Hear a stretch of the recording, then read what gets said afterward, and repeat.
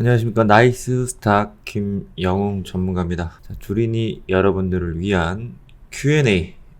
최근 주식시장에 참여한 초보자분들을 위주로 궁금하신 점들을 질문해서 거기에 맞는 답을 드리는 시간입니다. 코스피 일단 사전적 의미는 증권거래소에 상장된 상장 기업의 주식 변동을 기준 시점과 비교 시점을 비교하여 작성한 지표를 산출하는 방법으로 1980년 1월 4일 기준 기점 종합주가지수를 100으로 정하고 주가의 상장 주식수를 가중한 기준 시점의 시가총액과 비교 시점의 시가총액을 대비하여 산출. 코스피는 유가증권 시장의 대표적인 주가지수로 상장이 매우 까다로운 삼성, LG, 대기업이나 중견기업 일정 규모 이상의 기업들이 상장하고 있습니다. 자, 다음은 코스닥, 전자거래 시스템으로 운영되는 한국의 장외 주식거래 시장을 의미하며 미국 나스닥을 벤치마킹한 까다로운 증권거래소 상장 조건을 충족시키기 어려운 중소기업이나 벤처기업이 주로 상장, 초반은 증권거래소 상장을 위한 예비적인 단계로 머물렀지만 현재는 자금조달 시장 및 투자 시장으로서 증권거래소와 독립적으로 시장 역할을 수행하고 있습니다. 이렇게 말씀드리면 너무 좀 복잡할 수 있기 때문에 제가 좀 간단하게 풀어서 설명을 해드리면, 일단 코스피 같은 경우는 대기업들이 많이 포진되어 있는 초창기 때 시장으로서 어느 정도 상장이 까다롭게 이루어지기 때문에 그만큼 어느 정도 이 안정화된 기업들이 많이 있다고 보시면 되고, 특히나 코스피에 상장하는 종목들은 외인이나 기관들이 메이저급 수급이 들어올 수 있는 자금 유치하기도 그만큼 좀 편하고 쉽기 때문에 코스피 쪽으로 이제 들어가려고 하고 있지만, 거기에 요건에 맞지 않는 경우가 상당히 또 많이 있기 때문에 그 외에 이제 종목들은 코스닥 실적보다는 기대감으로 움직이는 바이오주나 또 시총이 작은 종목들, 그런 종목들이 들어가 있다 보니까 흔히들 코스피가 좋다, 코스닥보다 코스피가 안전하다, 이런 개념으로 또 생각하시는데 그건 좀 다른 개념이고, 코스닥 같은 경우는 시총이 아무래도 좀 작은 종목들이 많이 있다 보니까 등락폭이 굉장히 큽니다. 등락폭이 크다 보니까 좀 이제 리스크가 있다고 느껴질 수도 있고, 코스피 같은 경우는 무조건 또 안전하진 않습니다. 기업이란 게 상장을 했다고 그게 다가 아니라 운영적인 면에서 상장 이후에 코스닥에 상장해서 코스피로 넘어간 종목들, 카카오나 셀트리온도 초창기에는 코스닥에 상장했던 기술 특례 종목들입니다. 그만큼 운영을 잘해서 커지고 자금 유치를 위해서 코스피로 이렇게 넘어가는 경우도 상당히 있고요. 그만큼 코스피, 코스닥 물론 이제 이 구분해서 투자하는 게 아니라 그 안에서 좋은 기업 펀더멘탈을 우선적으로 봐야 되며, 그렇다고 코스닥이라고 해서 안 좋은 게 아니니까 코스피, 코스닥 이런 개념이라고만 보시고, 기본적으로 주식이라는 게 미래를 보고 투자하는 거기 때문에 당장 상장됐다고 좋은 게 아니라 앞으로 운영이 중요한 거기 때문에 그런 기준으로 봐주시면 좋을 것 같습니다. 투자하는 상황에서. 자, 요거 많이 좀 궁금하시죠?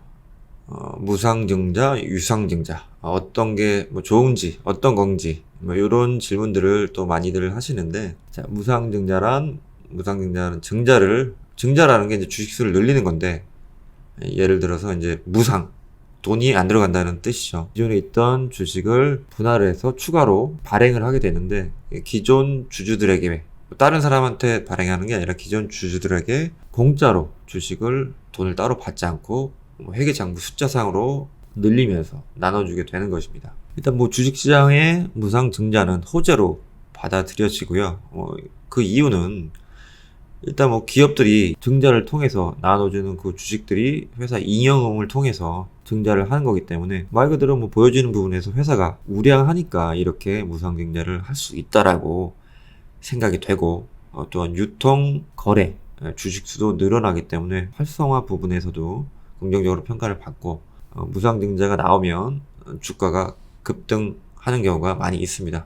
자, 종목을 제가 예를 들어서 한번 보여드리면, 최근 알테오젠 무상증자 관련해서 이제 보시면 날짜 3월 10일 날 무상증자 발표가 나왔고, 자, 차트상에 3월 10일 날 보시면 거의 25% 이상 급등이 나온 경우가 있습니다.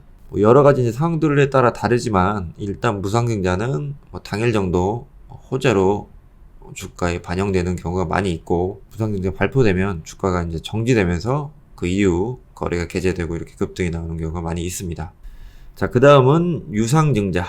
자, 유상증자 안에서 또 분리가 되는데, 첫 번째 주주배정 증자가 있습니다. 주주배정 증자 같은 경우는 일단 우선적으로 기존 주주들에게 먼저 주식을 살 수 있는 권리를 주는 겁니다. 그러니까 회사라는 게 뭐 여러 가지 투자 방식이 있지만 주식 수를 늘려서 자금을 유치하는 유상증자가 있는데, 그 안에서 이제 주주 배정이 있고, 3자 배정, 어떤 누구 특정인한테 주식을 발행을 해서 투자를 받게 되는 이런 구간이 있는데, 먼저 주주 배정 같은 경우는 보통은 악재로 작용하는 경우가 많이 있습니다. 왜냐면은 자금을 유치한다는 건 회사 입장에서는 뭐 자금이 그만큼 없기 때문에 자금을 유치하는 경우가 많이 있고, 그런 부분에서 뭐 주주 배정이라고 하면 아무래도 이제 회사가 좀 위험한 게 아닌가 이런 식으로 판단을 할 수 있기 때문에, 주가가 당일날 유상증자 주주 배정이면 크게 하락하는 경우가 많이 있습니다. 하지만 또 주주 배정이라고 해서 무조건 나쁜 건 아니고, 그 안에서 또 여러 상황들이 있는데, 다른 것보다 뭐 이렇게 나와 있지만 다른 것보다 봐야 될 거는 이 부분이 굉장히 중요합니다. 이 부분 안에서 시설자금, 영업양수자금, 운영자금, 채무상환자금, 타법인증권, 취득자금, 기타자금, 자, 이렇게 있는데, 여기서 가장 안 좋은 거는 채무상환자금이겠죠. 그만큼 회사가 뭐 돈을 못 벌었기 때문에 주식을 발행해서 채무를 상환한다는 거니까 그만큼 채무상환자금은 안 좋게 평가를 받게 되고, 기본적으로 이 시설자금은 단기적으로 일단 유상증자 때문에 악재로 받아들이지만, 이 시설자금은 회사가 그만큼 성장할 수 있는 발판을 마련하기 위한 자금이기 때문에 길게 봤을 때는 호재로 작용되는 경우가 또 상당히 많이 있습니다. 단기적으로는 악재로 반응하지만 길게 본다면 시설자금 같은 경우 잘 알아보는, 물론 시설자금도 여러 경우가 있겠지만 알아본다면 성장성이 높은 기업들은 더 성장을 위해서 이렇게 하는 경우도 있기 때문에 안 좋다라고 볼 수는 없고, 당일날 어쨌든 하락은 나온다는 거, 그런 부분이 있고, 유상증자 안에서 제3자 배정은 호재로 작용하는 경우가 많습니다. 왜냐면은 큰 자금을 유치해서 특정인이 그 주식을 받았다는 건데, 그만큼 큰 자금을 투자한다는 건 그 사람이 굉장히 많이 그 어떤 회사든 3자 배정 같은 경우는 호재로 작용해서 당일날 또 크게 올라가는 경우도 있습니다. 근데 뭐 증자라는 게 회사 입장에서는 어떤 수단으로 활용하는 건 좋지만, 아까도 보셨다시피 돈이 없어서 주식을 발행하는, 당연히 악재로 받아들일 수밖에 없는 거고, 뭐 이런 증자들이 나왔을 때 아까 보여드렸던 그런 상황에서 증자가 됐는지 확인을 해보시면 나름 투자하는데 또 도움이 되실 거라고 생각이 듭니다. Q&A는 여기까지 하고, 다음에 또 궁금하신 부분 제가 찾아와서 말씀드리도록 하겠습니다. 감사합니다.